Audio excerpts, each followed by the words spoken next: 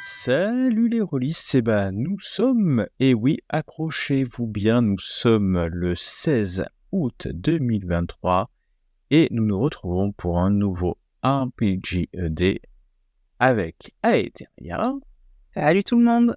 Monte Cristo Hey! et moi-même, votre serviteur Kylian. Un gros bisou à Dr Vodka qui aurait peut-être pu se joindre à nous mais qui a un empêchement ce jour. Et donc, il vous fera part de ses réponses sur Twitter au fur et à mesure que les jours passent et que nous publierons ce que nous faisons tous les matins avant 9h pour que ce soit publié à 9h sur vos étals, sur nos étals, enfin quelque part par là.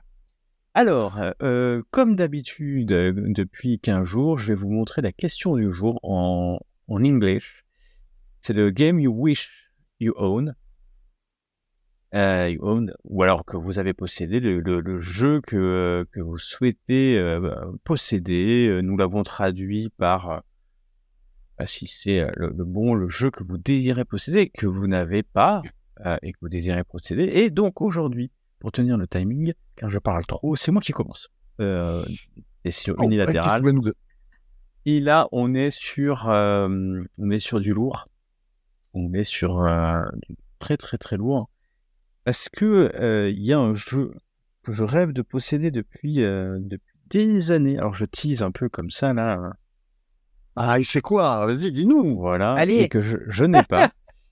Et donc c'est pas un jeu, c'est une campagne. Malheureusement. Il a le tarot d'ambre caché.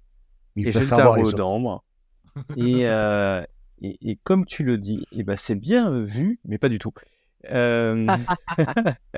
C'est la série de Dragonlance que je n'ai pas, que j'ai eu entre les mains, que j'ai fait jouer parce que j'avais emprunté à quelqu'un. Alors j'ai fait jouer que le DL1 parce que ça s'appelle, à l'époque ils intitulaient ça module DL1, Dragonlance 1 et puis 2 et 3, je sais plus combien il y en a.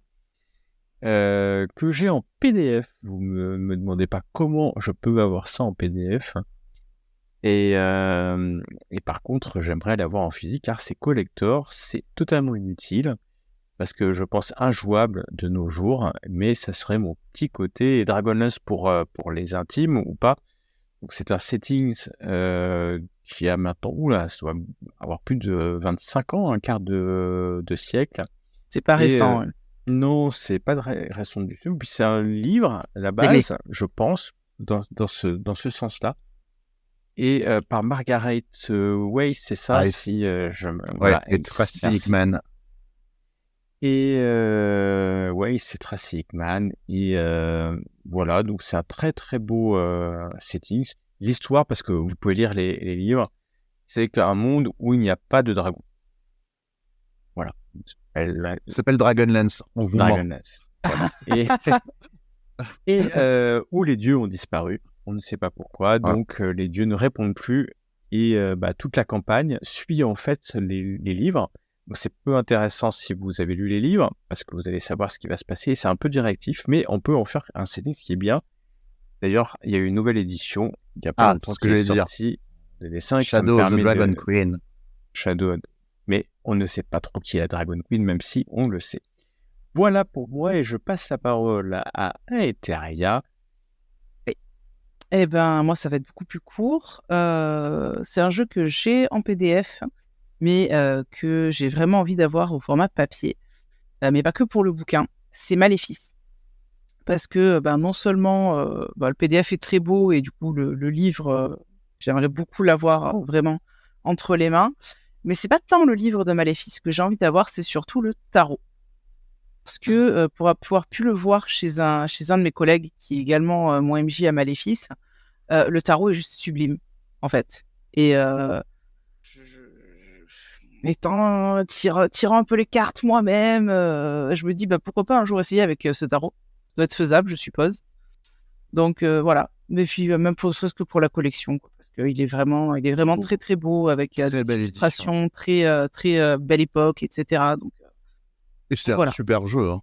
Oui. C'est un super jeu. C'est une ambiance. J'aime bien ce petit côté Est-ce que c'est surnaturel? Est-ce que c'est pas surnaturel? C'est ça, exactement. C'est ça qui est très bien. Il joue superbement sur ce... là, par exemple, sans spoiler, parce que bon, du coup, cette partie-là ne sera pas sur la chaîne, mais je pense leur faire jouer bientôt. et arriver à l'enregistrer. Mais j'ai déjà fait jouer Le Marchand de jouets, donc le scénario qui est dans le livre, et ça a beaucoup plu. Que ce soit moi-même, c'était ma première maîtrise de Maléfice après seulement 2 parties en tant que PJ. Et franchement, c'était top, ça a beaucoup plu aux joueurs, ils se sont régalés aussi. Et je compte bien le faire rejouer cette fois-ci, arriver à l'enregistrer sans qu'il y ait de couac, c'était de couac de mon côté, et pouvoir le publier sur Time to Roll. Bon, voilà. Allez, que je note. Donc le tarot... Entre ma campagne et les one-shots que je prévois. La semaine prochaine. Quoi. Le tarot vaut 15 € dans les bonnes boutiques. Il est pas cher, ouais. Ouais, c'est très abordable. Très abordable par rapport à d'autres tarots. Peut-être que je me le ramènerai d'Octogone, on verra. Ce sera mon cadeau de moi à moi. C'est édité chez... chez qui ça? J'ai pas vérifié, je suis désolé pour l'éditeur. Je te dirais que c'est Arcane Asylum Publishing, mais je peux me tromper. Oui. Voilà. Non, je t'avoue, Maléfice n'est pas ma spé, je ne sais point. J'ai juste par contre qu'il est magnifique. Je demanderai à Fred, l'éditeur, éventuellement, si nécessaire. N'hésitons pas, j'ai mis mon guess, ce que je pense, et j'espère ne pas me tromper, mais je suis sûr de moi. Et je passe du coup la parole à Monte Cristo. Alors moi c'est une frustration, une rage, c'est une frustration, c'est pas un vieux jeu pour le coup, hein, c'est très récent. C'est Knight. Oui, voilà, Knight. Et j'aime bien la SF. J'aimais bien les Chevaliers du Zodiac quand j'étais plus jeune. Alors, de la SF qui se mélange au mythe arthurien avec des armures. Bon, c'est pas Chevalier du Zodiac, mais on va dire plus Iron Man quand même dans le style. C'était pour moi, j'adorais ça. J'en bavais, je voyais les trucs qui allaient sortir et tout.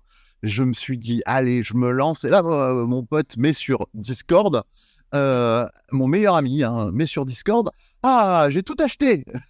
Et là, je fais, vous êtes prêts pour maîtriser? Et là, je fais, pour jouer. Et je lui lance un petit appel. On a fait 5-6 scénarios et on s'est arrêté quand même. Ah oui, une belle... non mais on n'a rien fait de la campagne, elle est gigantesque la campagne. Oui. Et c'est une grosse frustration du coup, voilà. Je le veux, je l'aurai. Voilà. Il y a une campagne Time to Roll Night, vous saurez que c'est que j'ai craqué. Je veux bien le tester, parce que j'ai un copain qui devait nous le faire tester. Coucou Balou, je te regarde. Et j'attends toujours. Donc voilà, je veux bien le tester si jamais tu arrives à mettre dessus. Tu peux tout faire. Tu peux faire de l'action, tu peux faire de la finesse, tu peux tout faire dans ce monde et c'est vraiment ça. Ça, c'est cool. Mais c'est une frustration par contre. Homme frustré. Et donc, c'est un jeu édité en 2015. Entre monde. Donc, alors, Origins, ce qui s'appelait, mais c'est peut-être Entre Monde après. Et il y a des superbes parties sur Time to Roll avec une vidéo de tuto, une vidéo de one-shot en Sibérie et une superbe série de vidéos où nous avions fait avec Magneto Rollist du Multitab, la campagne Pyongyang, quelque chose comme ça, j'ai oublié. C'était Pyongyang. Voilà. Et donc, n'hésitez pas, c'est de longues parties multitables qui se rencontrent et ça fait évoluer cette campagne qui s'est jouée d'ailleurs d'affilée de la même journée. Et merci. Nous avions aujourd'hui du Knight, du Maléfice, dont le tarot et donc une partie à venir sur Time to Roll, et Dragonlance pour l'édition Donjons et Dragons. L'émission du 16 est finie. Je vous donne rendez-vous demain matin à 9h pour la 17e réponse à RPG ED. À demain. À demain tout le monde. Ciao.